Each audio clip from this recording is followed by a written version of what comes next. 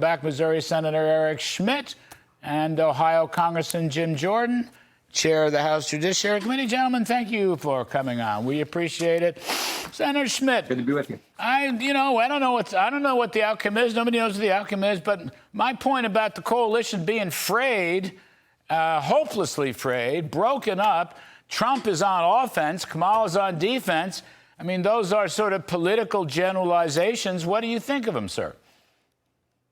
Yeah, I think that through the leadership of President Trump, the Republican Party has become a multi-ethnic working class party. That's a good thing. That's helped disrupted the coalition that the Democrats have put together over the years. But more importantly, it's providing hope and opportunity to more people in this country, right? They look at the problems at the border. They look at high inflation. We didn't have those problems under President Trump. We do now. So President Trump has the ability to run on a record, regardless of all the scare tactics. And Kamala Harris is running away from her record. And so no matter what they throw at this guy, and they've thrown just about everything up against the wall here, and it'll probably get a little uglier in 2 weeks. When people go into that polling booth on election day, or even right now in some states, they're going to ask themselves, am I better off now than I was 4 years ago? And I think that's why in a change election cycle, President Trump is viewed as the change candidate and why he's doing so well in the polls. Actually, it's interesting. Mr. Trump is now starting to go back to that language. Are you better off now than you were 4 years ago?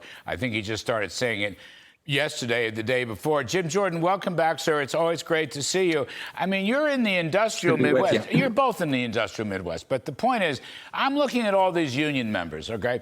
We were on another show, another segment, and a UAW member is saying how Trump is going to carry 67% of the UAW.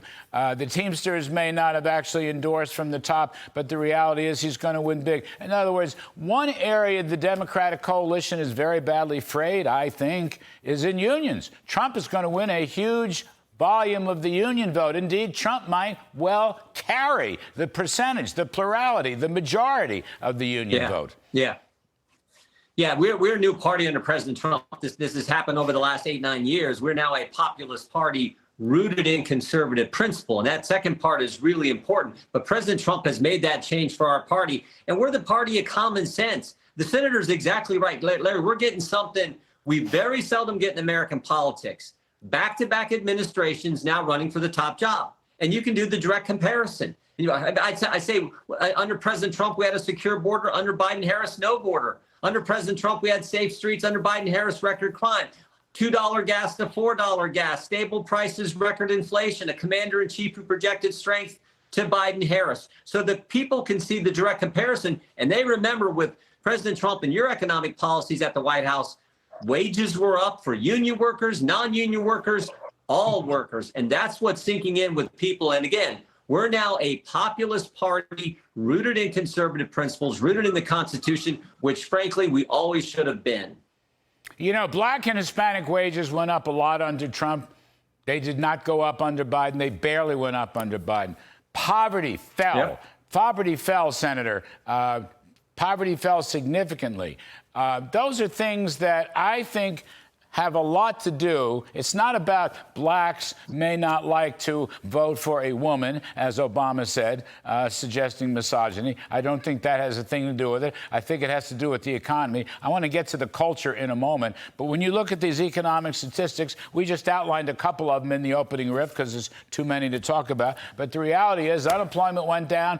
Poverty went down, take-home pay went up. That's very powerful stuff. That effect, I don't care what your color is. It's just a work. If you're working, those are the benchmarks. Those are the yardsticks. But the opportunities have not been there in the last 3.5, almost 4 years. That's a tell of this campaign, it seems to me. That's the reason that the Democratic coalition is falling apart, I should think. Yeah, and there's two inescapable realities on that point. The first is every week when a family goes to a grocery store, whether it's mom or dad that's doing the shopping, they are hit with that sticker shock every single week, right? This is an ongoing crisis where it's harder and harder for families to make ends meet. And it's not like, you know, the inflation's not some act of God. There's a formula for it. It turns out when you spend a bunch of money you don't have and you declare a war on domestic energy production, the price of everything goes way up. And that's what we're seeing. The other one, Larry, that's true is the American people understand there's a lot of problems with the 10 to 15 million people that have come here illegally. It's a national security issue. We've seen waves of crime. You've got Venezuelan gangs now running apartment complexes, but it also undermines the wages of working class individuals, right? They see it in their communities. They know that people are being paid under the table. They know that they're not paying in, but they're collecting, in some instances, benefits of $130,000 a year in New York City. So people see it. They don't like it. Democrats have embraced it as an election strategy, but it's just not working for real people. Jim Jordan, on top of the economic stuff, you have the open border. We talked about it. You have the crime factor. Okay, I don't care who you are, white, black, brown, it doesn't matter. You don't like crime. You don't want your kids going to school in a high crime area. A lot of this crime has become random. A lot of it is imported from Venezuela and the south of the border. We all know that. Crime's I'm not going to say it's a sleeper, but I think crime is almost underrated. We always think of the election as the economy and the border, and okay. But going with that is the crime factor. And, regardless of the ABC News fact checkers or phony checkers, the reality is the FBI numbers show that violent crime has gone up significantly, Jim Jordan. That's got to be a factor in the breakup of this Democratic coalition. Yeah. Yeah, I think it is. And I think, as Senator Schmitt talks so much about the immigration and border security issue, as you mentioned, Larry, those two issues are coming together, because some of these migrants coming. We had a hearing on this 4 weeks ago before we left town, where we had moms come in and talk about a migrant who came into this country and did something terrible to their son or their daughter. And it was a powerful hearing. So those two issues are coming together. Americans rightly understand you need a commander-in-chief who will secure the border. You need a government who will protect you from just rampant crime on the street, which we have seen increase over the last several years with these liberal policies and these DAs who won't prosecute the bad guys, won't go after them like they should. So I do think that's a key issue. And it's why President Trump is ticking up in every single poll, particularly the 7 swing state polls. And every data point is moving in his direction, because the country has common sense and they figured it out. And, Senator Schmitt, I think the culture is playing a role. And I think there's a couple of very important parts of that. A lot of religious people, Christians, Catholics, others, have been mocked and insulted by Kamala Harris. By the governor of Michigan, Gretchen Whitmer, and what she pulled with using a Dorito instead of a wafer for Holy Communion, not showing up at the Al Smith dinner here in New York, saying to the person that screamed out Jesus at one of the rallies, he was talking about Jesus, she said, "You're at the wrong rally." I mean, that stuff takes a toll. I think that, and I also think that a lot of traditional middle-class families, be they unions or whomever, be they Hispanics or whomever, guess what? They don't think that biological males should play in women's basketball or women's sports, I think these cultural issues are creeping under the door, and they're rearing their heads, and it's part of the breakup of the Democratic coalition. Well, if you want to understand why states like Missouri and Ohio have become bright red from being blue or purple, I think these cultural issues have a lot to do with that. I'm Catholic. There's a large percentage of Catholics in Michigan, but Gretchen Whitmer had no problem of, making fun and ridiculing a holy sacrament. And this, by the way, is on the heels of Barack Obama claiming that, people in flyover country cling to guns or religion. I mean, there's just such a sort of a disdain for people who have faith. And that creeps into the psyche of voters. They just don't trust the Democrats that they're going to treat them fairly. And then when you have a Justice Department that's been fully weaponized against people they don't like because of their political views or the religious views, especially Catholics, they're just losing people. And so you add that on top of all of these things. It's why the Democrats are really desperate here the last 2 weeks.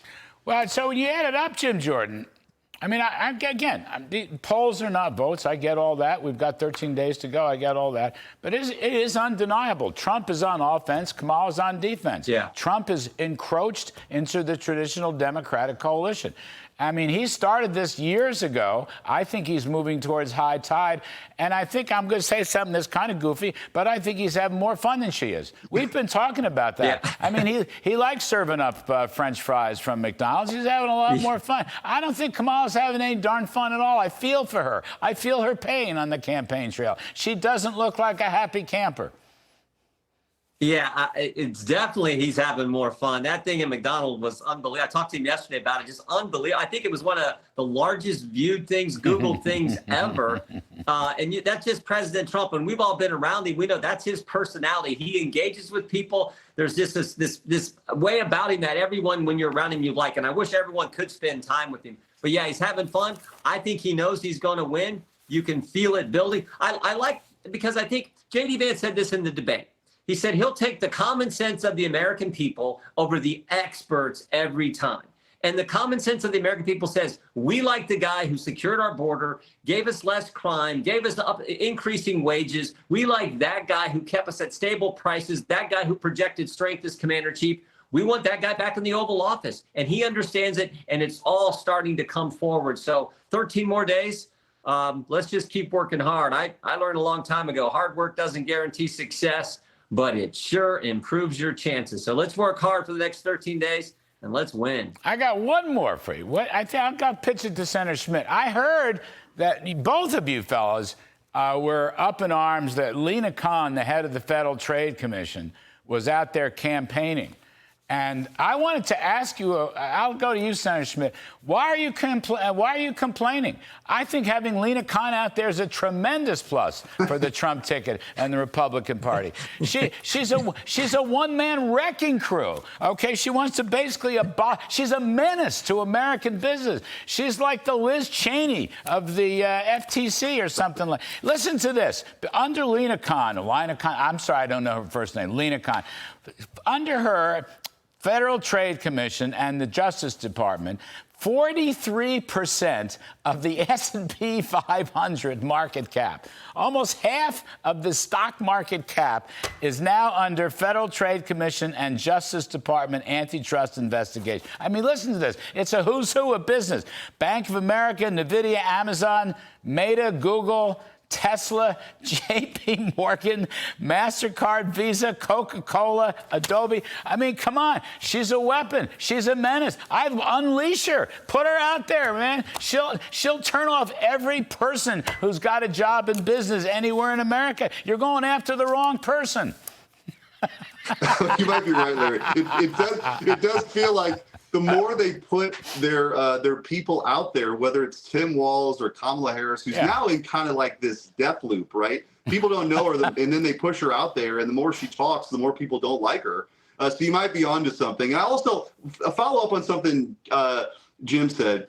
I think the most important currency you can have in politics is authenticity. You can't fake it. People see a phony, and that's her biggest issue. President Trump actually likes McDonald's. I mean, I was with him in Butler, Pennsylvania. We had McDonald's on the plane afterwards. So this is part of, him doing that was real, and people can identify with that. When she goes out there and lies about her positions and just seems so fake and so phony, the American people are seeing it, and I think that's also something that's playing into the numbers. I'll tell you, Kamala was on one of the liberal shows today talking about the need for more amnesty, as far as the open border goes. So she's playing her cards wrong anyway. But we've covered a lot of ground. Gentlemen, you're very, very kind to do this.